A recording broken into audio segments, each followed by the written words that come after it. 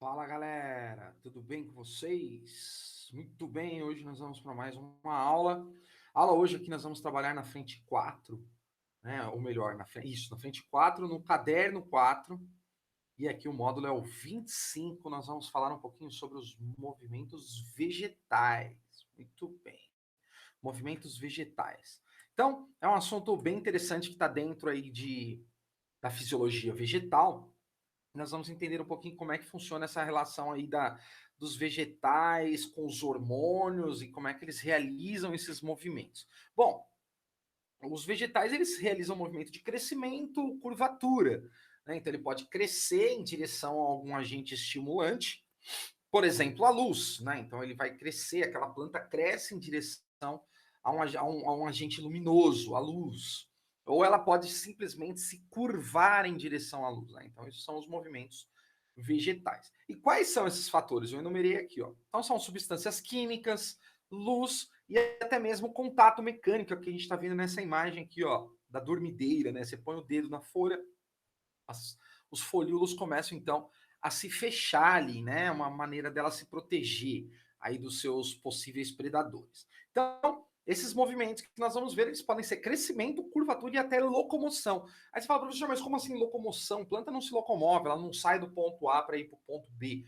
Pode ter locomoção, mas a gente não pode nunca se esquecer dos vegetais, das algas. Então, esses vegetais, eles realizam movimento ali dentro da água, né? Um movimento se locomovendo em direção à luz. Então, existe sim o movimento do tipo locomoção dentro aí do grupo dos vegetais. Nós vamos falar um pouquinho sobre esses tipos de movimentos aí.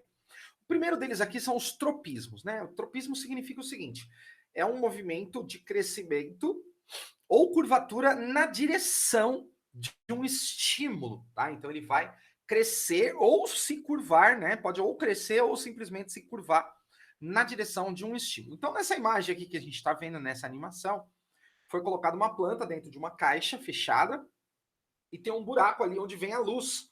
E notem então que aquela planta, logicamente que a imagem está acelerada, mas aquela planta está indo em direção ao agente excitatório, que é a luz ali no caso, né? Então, aquela plantinha ela está se curvando e indo na direção da luz. Esse fenômeno nós chamamos de tropismo. Esse em questão, mais precisamente, nós chamamos de fototropismo.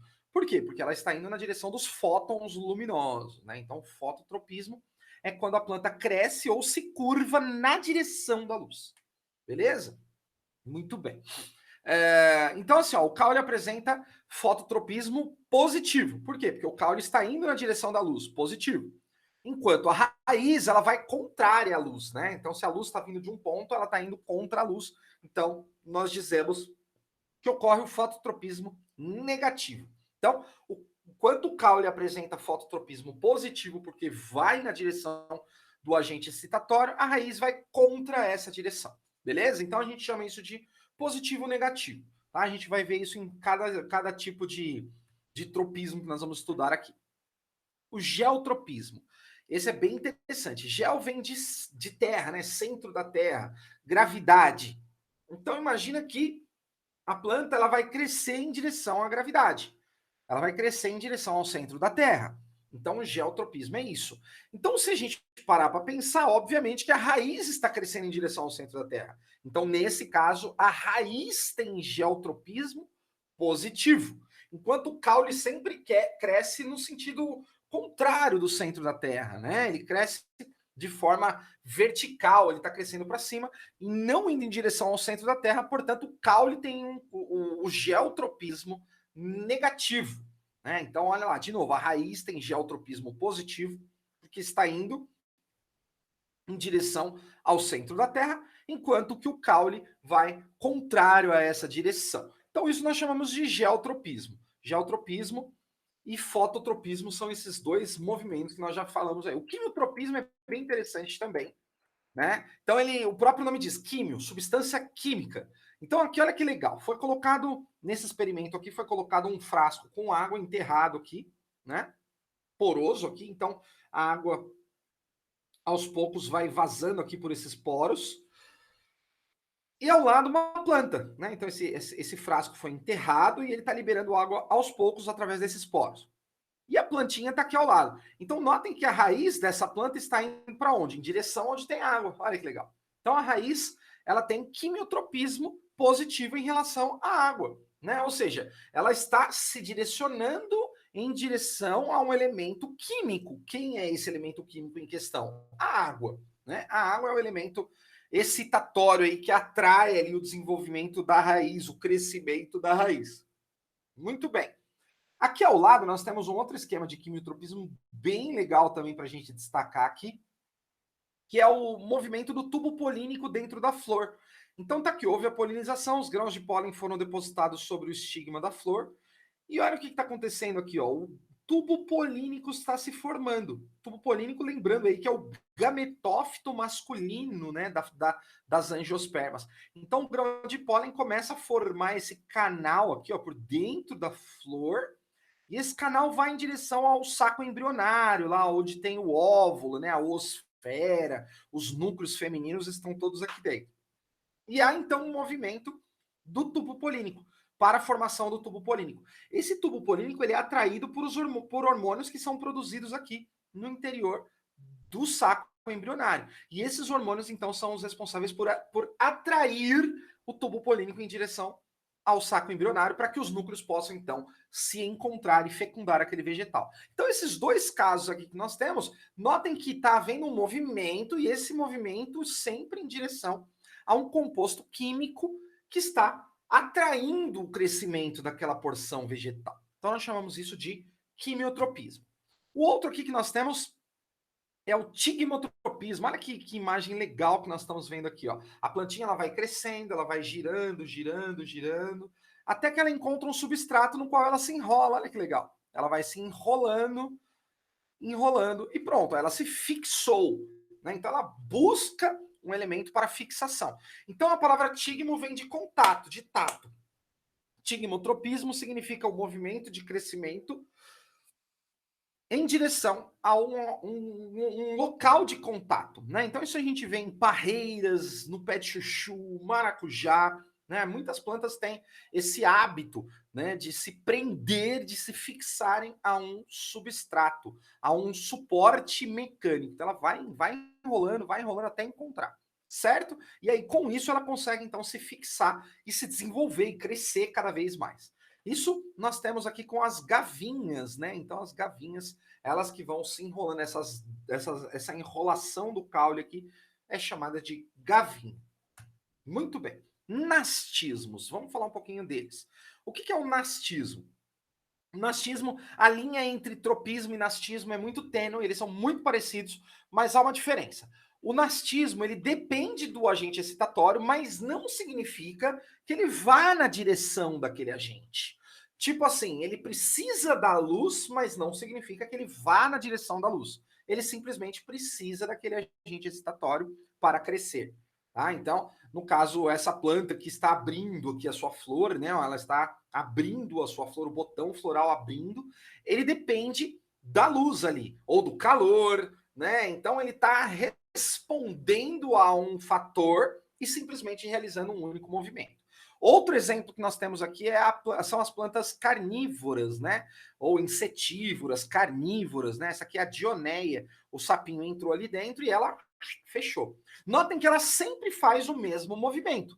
Então isso é nastismo. Né? Ela não está indo na direção de nada, ela simplesmente abre e fecha, abre e fecha. É sempre o mesmo movimento. Então, ela depende de um agente excitatório, que é o animal encostar nela, mas o movimento sempre será o mesmo. Ela não vai se direcionar para nada, ela simplesmente vai realizar o movimento.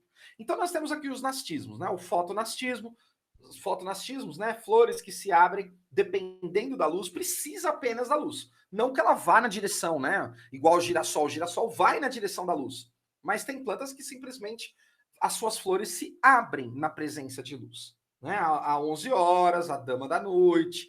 Então são plantas aí que dependem da presença ou ausência de luz. No caso, a dama da noite é a ausência de luz. Né? Ela floresce durante a noite, né? Ela libera aquele aroma gostoso, perfumado no ar.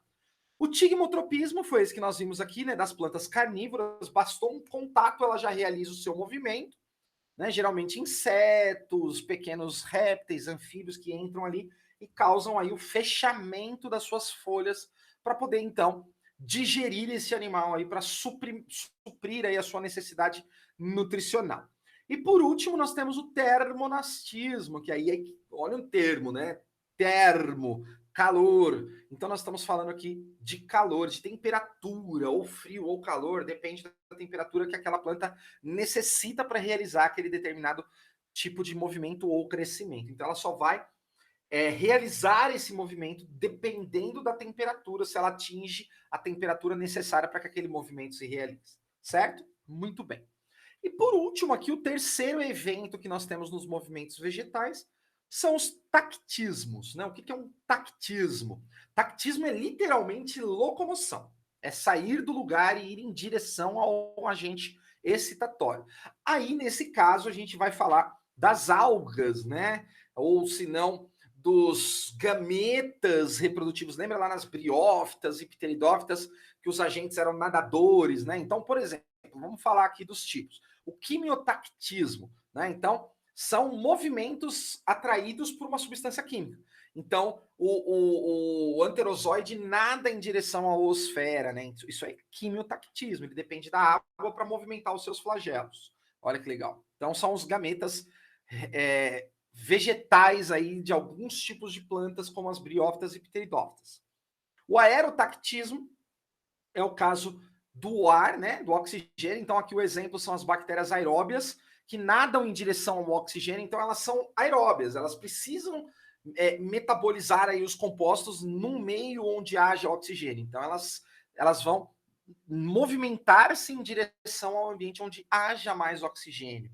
Né? Então, elas podem nadar literalmente em direção aonde há uma concentração maior de oxigênio na água. Né? Então, o cientista põe lá um aquário, põe um ponto onde tem oxigênio e aquelas bactérias tendem a migrar para aquele local onde está uma concentração maior de oxigênio. E o fototactismo, né, em relação à luz. Aí nós temos o caso das algas, né? Então, ela está num ambiente escuro lá no mar, ou no rio, ou numa lagoa, e então a luz incide sobre aquela bacia e ela vai em direção à luz, ela se movimenta, ela se desloca em direção à luz para conseguir realizar a fotossíntese, claro. Então, esses três aí são os tactismos, né? O quimiotactismo, aerotactismo e o fototactismo. Nessa imagem aqui, inclusive, nós temos mostrando, né, a célula vegetal, a luz. Notem que os cloroplastos eles tendem a migrar para o local onde a luz está incidindo com maior intensidade. Né? Os cloroplastos eles vão indo em direção, eles se concentram no interior da célula, naquela região onde há uma maior quantidade de luz, tudo isso buscando a luz. Né? Então, esse é um caso clássico aí de fototactismo. Beleza, galera? Então, essa foi a nossa aula de hoje aí sobre os movimentos vegetais.